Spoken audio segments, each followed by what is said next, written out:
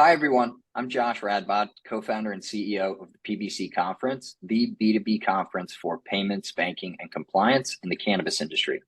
We have two special guests for today's webinar, Jasnick Parmer, who is the founder and CEO of Evergreen Annuity and Life, and Chad Webb, CRO at Evergreen Annuity and Life and former CRO at Regions Bank. On today's webinar, we will talk about how annuities and life insurance may be able to help cannabis banking from both the financial institution side and the cannabis operator side. I will ask questions and moderate the discussion, then we will close the webinar. With that said, I'll let Jasnick and Chad introduce themselves, then we will jump into the questions. Go ahead, Jasnick. Thanks, Josh. Appreciate the intro. My name is Jasnick Parmer. Been in financial services my entire career. Grew up in the financial advisory space. As an intern right out of school, I was working with financial advisors, helping them move to the RIA platform. Ended up setting up a company that registered these investment advisory firms for new advisors, and found ourselves in a first call position, which really helped us spot sources of unmet demand and problems that these advisors had. And so since then, I like to think as an entrepreneur, I've been solving problems. In 2021, I realized that the cannabis space had been left kind of neglected. And so saw an opportunity with Evergreen to use the state regulated insurance ecosystem to make financial products for the state legal cannabis industry. Chad? Thank you, Jasnick. Good morning, and thank you, Josh. My name is Chad Webb. I am the Chief Risk Officer for Evergreen. I started my career similar to Jasnick in the financial services space, but with a Big Four accounting firm. Spent a number of years there before going and being directly in the banking industry and working for a top 15 bank. As Josh mentioned, that was Regions Bank, where I served as Chief Risk Officer, and was responsible for a number of different things for that company and institution that ranged from the full risk management suite of responsibilities for all the risk types, as well as regulatory relations, dealing with our prudential regulators, being the state banking authorities, as well as the Federal Reserve and the FDIC.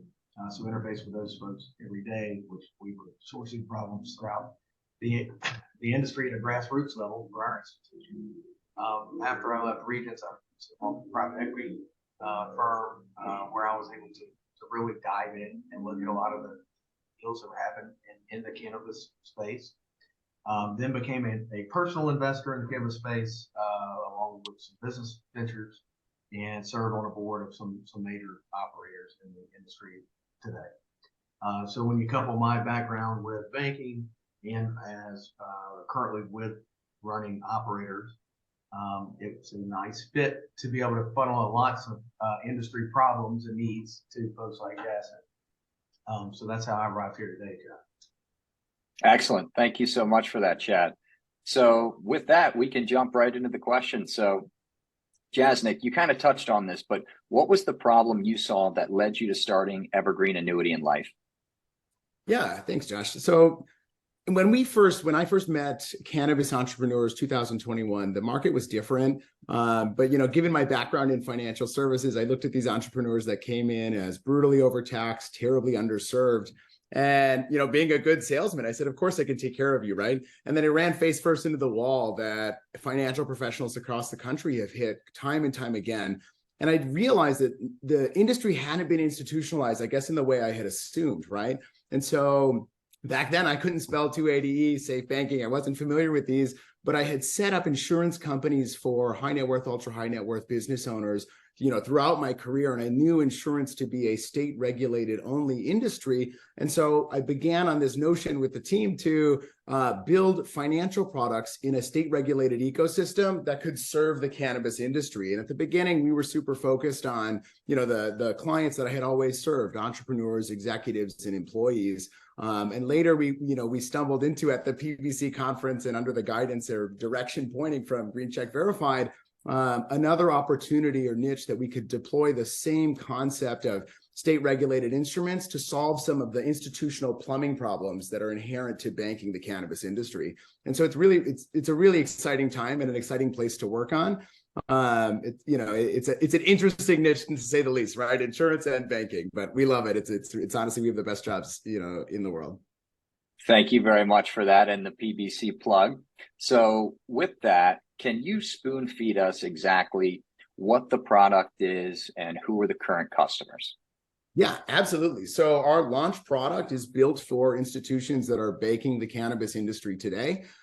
We offer short and long duration solutions, competitive yields, and really what we wanted to do, or what we realized we had the platform to build and offer, was cannabis-friendly financial products geared for institutions that exist in 100 years or longer of established regulatory regimes that have been tested in case law and built into the framework of the banking industry and the insurance industry. And so the products that we offer, I think of them as ways to, right, everything in cannabis banking is a risk reward decision, and in a way that's distinct from other industries that banks serve, right? And what I think that we offer is a compelling solution with balance sheet solutions that make cannabis banking feel more like regular banking. And what we really do is we decrease the risk inherent to this, we increase the reward, right? And we decrease some of the pain that everyone knows, in the audience at PBC is omnipresent in the industry. Excellent. So sounds like safer deposits, reducing risk, and potentially higher yield for FIs. Is that right? 100%. Excellent. Okay. So, what is the impact of all of this? What does this look like a year from now? Yeah, it's a great question. The force gets fuzzy, the further out you look, but I think what the impact of our products will be is to just increase the rate of development and iteration within the industry, right? The compounding benefit of decreasing all of the barriers and weights that are shackled onto operators, right, that are directly participating in the industry. So said another way, I believe that our banking products will decrease the cost of doing business, increase banks' comfort level and maybe willingness to enter the cannabis industry, and also remove some of the problems that have created disincentives in banking sort of inadvertently, right? End of month balance limits, things like that, transfer limits, expenses, all of that. So for operators, you'll see our work in the background when your banking experiences feel more like regular banking. Excellent. Okay, so it sounds like there's going to be benefits for both financial institutions and cannabis operators, which, Chad, I think this is perfect, for a great segue for you to come in. Given your background, if you could answer this from both the cannabis operator perspective and the financial institution perspective, what are some of the challenges that you've been presented with, and how could a product like Evergreen potentially help cannabis operators and financial institutions? Great question. And, as Jacek was answering so many other questions a minute ago, I'm thinking, wow, what a great story, right? These guys found problems in the industry, right? And then found solutions and tried to solve them without creating a business opportunity from that. I would sum it up this way, Josh, and say we've been at a competitive disadvantage, right? Both at the operator level and at the banking level, right? Because just because there's a cannabis company that's not federally legal, these are good businesses, right? These are good companies. These are good people. And they're folks who we as bankers would want to bank for a lot of reasons. But think about it from the operator perspective, right? So you've got a big cannabis operator, again, same type of people I just mentioned, good company. Well, they have challenges across the board. Let's start with from a raising capital perspective, right? Capital is necessary for the business. They're boxed out of so many so many opportunities, right? From a pure access to capital perspective, right? And so that changes the game in terms of their startup. Everything from there to as they bring in deposits and it's coming in cash, well, they've got to pay their employees, right? They've got to get benefits for their employees to attract top talent. That really restricts them in doing that. Conversely, on the bank side, we're not able to, and I'm speaking as a banker, we're not able to do things to efficiently deploy these deposit monies, right, in a way that would be consistent with our normal ALM type focus, right? It would be outside of strategy. So effectively, it becomes inefficient capital that we have on our balance sheet that's effectively hog taxing us, to say it a different way. And it's limiting what we can do and offer to folks in that space, to the operator, right? So what happens? Well, it makes us operators, now I'm back on that side, as we try to attract capital, we're competing with what can be offered to investors across the board, different industries. It's hard to keep up, right, and have a level playing field. Meaning, we're effectively at a discount against other investment opportunities because we don't have the capital markets available to us as they are to other industries, right? So we've got to clip that back. And then on the bank space, the more that a bank historically would bank cannabis, would back them up relative to their peer set in a variety of different metrics, right? So by these guys being able to focus on the solution for both the operators and the banking folks together, it opens up a whole new world. As I mentioned, it's going to make banking feel like regular banking. I don't know. As a banker, I still don't even know what regular banking is. But I believe that this allows banking to be easier. It allows banks to, like you said, go from an overall composite risk profile that decreases, right? All bank boards and risk committees love that, especially when you couple it with increased earnings and yield, right? And margin, and certainly on all the balance sheet and ALM type benefits that come with it.